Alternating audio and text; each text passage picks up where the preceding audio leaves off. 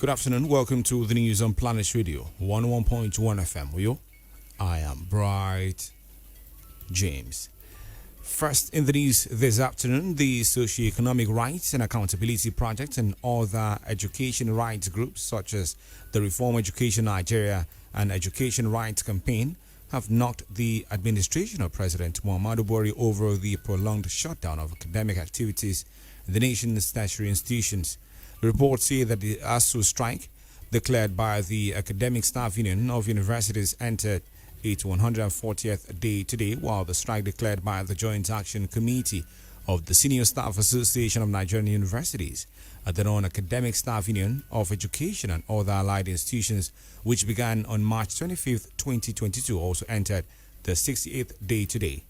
While the National Executive Council of Academic Staff Union of Polytechnics is currently meeting in Jigawa State after calling off a 2-week warning strike, the Colleges of Education Academic Staff Union just commenced a 2-month strike. In a statement made available to journalist SERAP's Deputy Director, Kolawole Oluwadare, noted that the government's failure to meet ASUU's demands, implement the agreement it had with the union, and unsatisfactorily resolve the issues has kept poor Nigerian children at home. Speaking in an interview with the Newsman, the Program Director, Reform Education Nigeria, Ayo Damola Oluwatoyin, faulted the silence of critical stakeholders on the academic shutdown. Meanwhile, SERAP urged President Muhammadu Buhari to urgently recover missing 105.7 billion naira of public funds from ministries, departments and agencies MDS to fund the country's public tertiary institutions, improve the welfare of staff members, and ensure that the striking Academic Staff Union of Universities ASUU return to class without further delay. The letter signed by SERAP's Deputy Director, Kolawole Oluwadare, the organization said meeting the demands by ASUU would confront the persistent and widening inequality in educational opportunity and promote equal protection for poor Nigerian children. SERAP also urged the President to send to the National Assembly a fresh supplementary appropriation bill which reflects the proposed redirected budget for its approval. Now, to politics, where the Independent National Electoral Commission INEC in Osun State has said that it will conduct mock accreditation as part of efforts to ascertain its level of preparedness for the July 16th governorship poll. This was disclosed by the INEC Public Affairs Officer Oluwaseun in Osogbo. The statement, which indicated that the exercise would hold in selected polling units in 3 central districts of the state, added that the mock accreditation commencing today, Monday, would end on Tuesday. Meanwhile, INEC Chairman Professor Mahmoud Yakubu has arrived at the state to kickstart a series of engagements and evaluates the level of preparations of the Commission for the governorship poll. INEC Public Affairs Officer in the state, Oluwaseun, confirmed Yakubu's arrival, said the INEC boss was holding a meeting with top management staff of the Commission. Back here, the Akwa Ibom State Resident Electoral Commissioner Mike Igini threatened to file a 1 billion naira libel suit against a chieftain of the All Progressives Congress APC, a Blessing Agbore, over alleged defamatory statements. While denying the allegation, the activist and former president of the University of Benin Students' Union government also demanded 1 billion naira damages. He therefore gave Boric a 48-hour ultimatum within which he should retract the said defamatory statement and tender an apology to him in 4 major television stations and 5 prominent newspapers, or he would go to court. When contacted, Boric told media that he stood by the allegation. Away from that, Abundant Grace Assembly Incorporated has announced its Change Invasion International Convention 2022, which started yesterday, Sunday 3rd, and will run through to Sunday, 10th July 2022. Tagged, I Am That I Am. According to information made available to Planet News, the convention will hold at Abundant Grace Assembly Incorporated, Alpha Grace Auditorium, 57C, Umaya Road, Ikorekpene, Akwa Ibom State. Order of events for Monday 4th to Friday 8th July include Raising Outstanding Leaders Royal Conference by 8 a.m. Also on Monday 4th July to Friday 8th July, Apostolic Revival Encounters by 4:30 p.m. The release added that Sunday 10th July will be the Thanksgiving service by 10 a.m.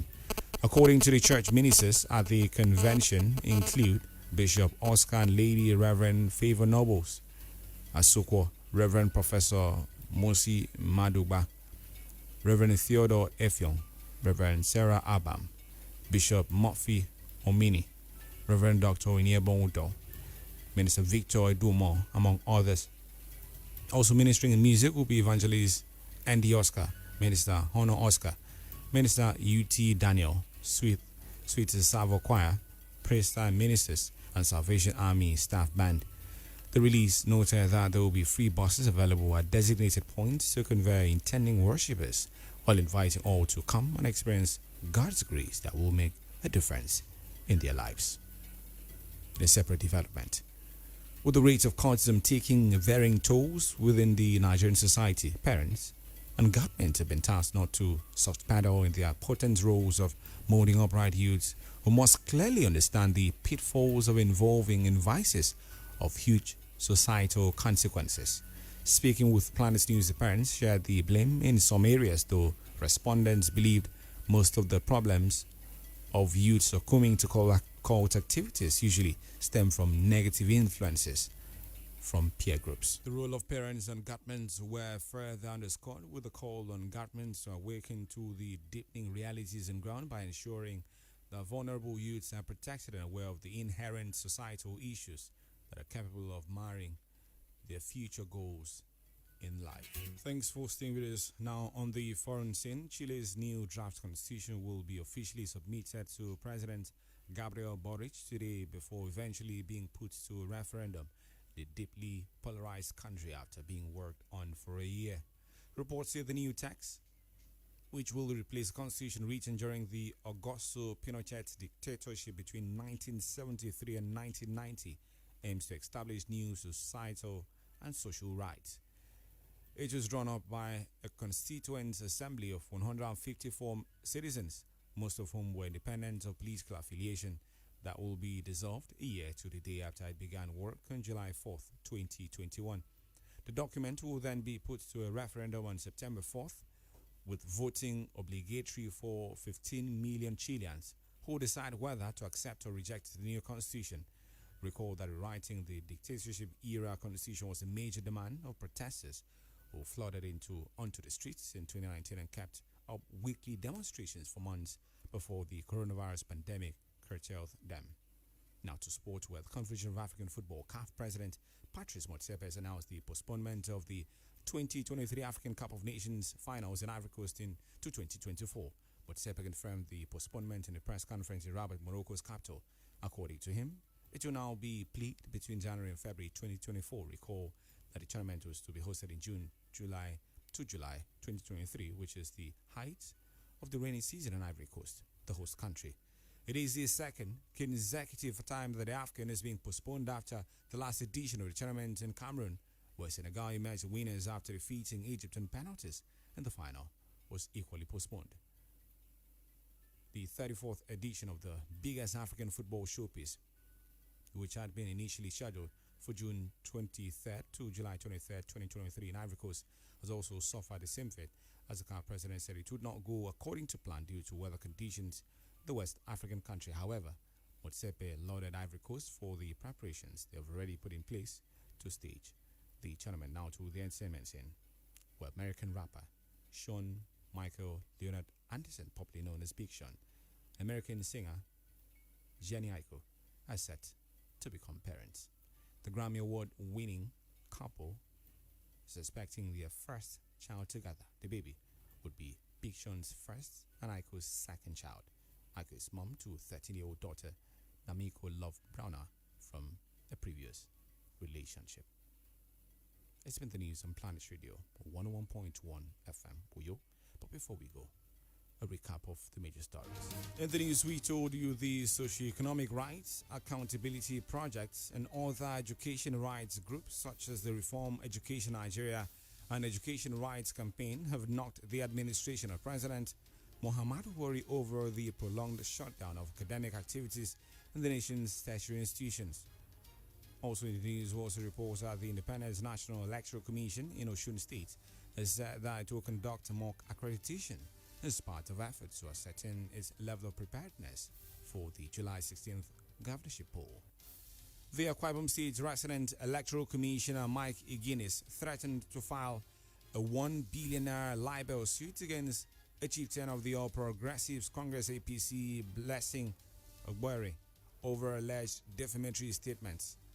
On the foreign scene, we told you that Chile's new draft constitution will be officially submitted to President Gabriel Boric today before eventually being put to a referendum in the deeply polarized country after being worked on for a year. In sports, reported that the Confederation of African Football CAF President Patrice Motsepe has announced the postponement of the 2023 African Cup of Nations AFCON finals in Ivory Coast to 2024. For comments and coverage of newsworthy events, call 081-0812-770-2940. That is 081-770-2940. Visit our website and Planet 101fm.ng. Follow us on Twitter at planet_101fm. You can also like our verified Facebook page at Planet 101FM. The news was edited by Isaiah Odo and Jane Owa. As we end the news, begin today to form daily micro habits like 10 minutes exercise, 15 minutes reading, and 45 minutes side hustles. We often fail at building healthy habits because we set unsustainable goals. I am Bright James. Good afternoon and thank you for listening.